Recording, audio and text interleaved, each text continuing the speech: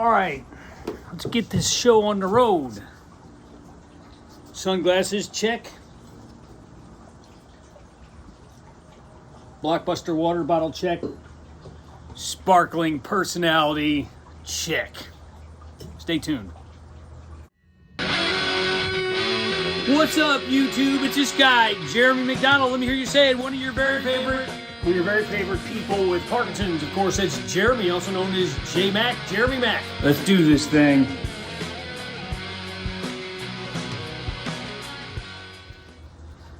All right, before I get started here, I would just like to say all my contact information is in the description below. My email, my Instagram, my Facebook. Love hearing from you guys.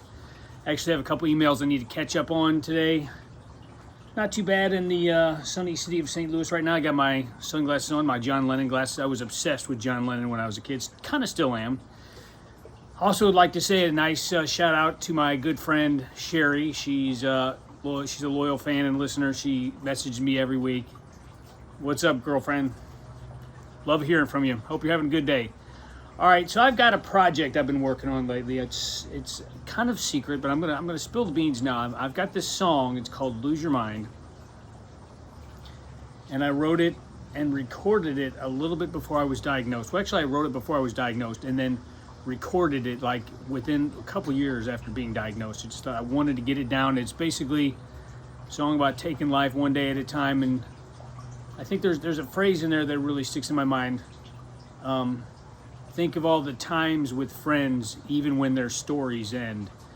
And I'm sure all of us, but especially some of our older parkies, have had people pass away or just move on, or sickness, illness, whatever, arguments that happens.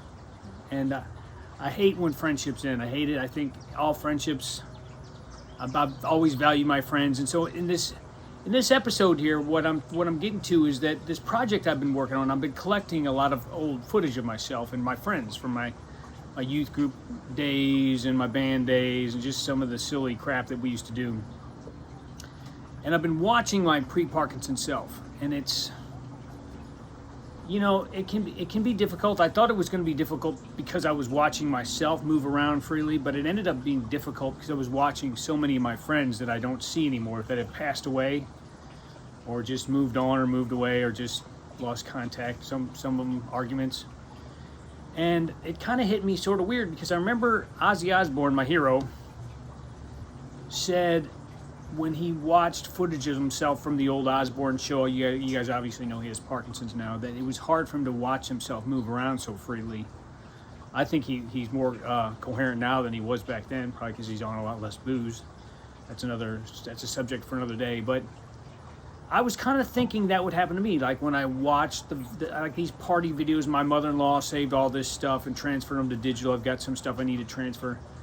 And I didn't want to go back there because I knew it would open up something, and I expected it to be about my Parkinson's body. I expected it to be about being upset or disappointed or sad because I couldn't move the way I used to.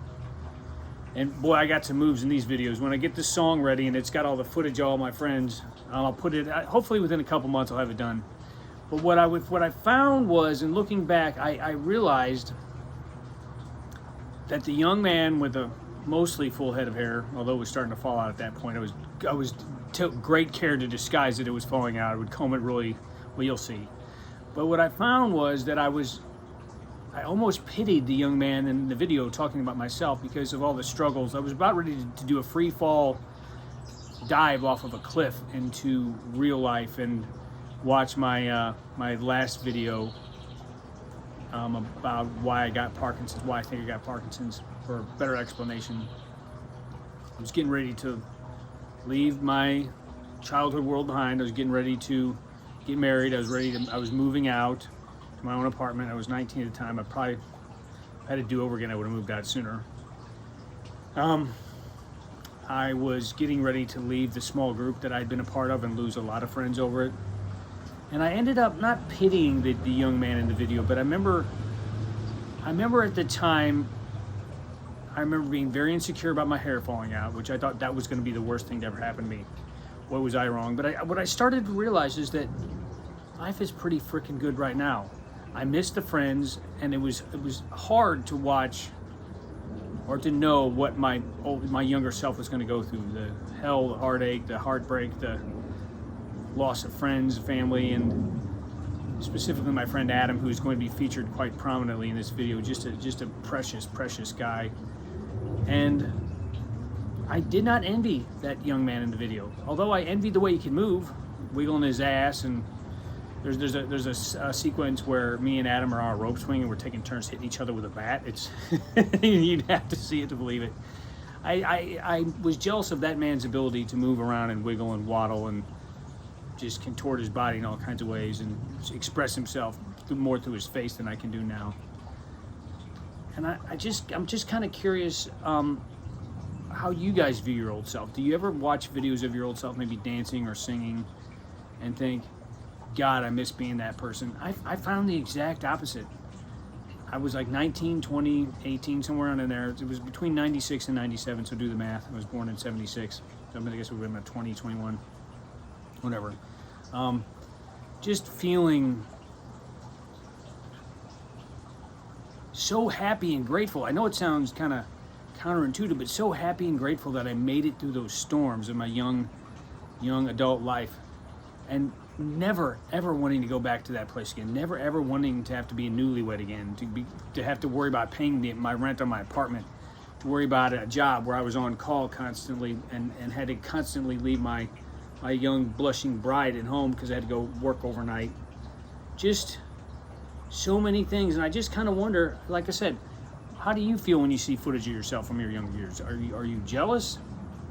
I mean, I got to tell you, it was a very mixed bag. I expected to have one reaction. I came away from it, instead of feeling regret, I ended up feeling so grateful that that young man cut his hair finally. Let's be honest. That's the first thing I was glad about. But that I made it through all those storms, and I feel like even though I'm physically not what I was, I feel like I'm mentally, in a certain way, and I guess emotionally, such more of a stable person. I know who I am a lot better now. That guy in those videos didn't know who he was. He was a big fish in a small pond, and he realized he'd outgrown the tank. And I hate to say that. Hope nobody takes it the wrong way, my old family and friends that watch this, but I was a big fish in a small pond, and I was enjoying it, but I knew I needed to move on. And boy, was a lot of crazy stuff waiting for me on the other side of that doorway that I went through. Just kind of my 2 cents this week. I wish you could be out here with me on this deck. It's amazing. St. Louis can be kind of well, it's anybody from the Midwest who's ever lived here or even stayed here for a week knows it can be crazy weather, up and down, up and down. It's a little too warm out here for my taste, but on this deck it's pretty nice. So once again, love hearing from you guys. Give me your perspective. Thumbs up, thumbs down on watching old videos of yourself. That's all I got. Peace and love from the beautiful city of St. Louis.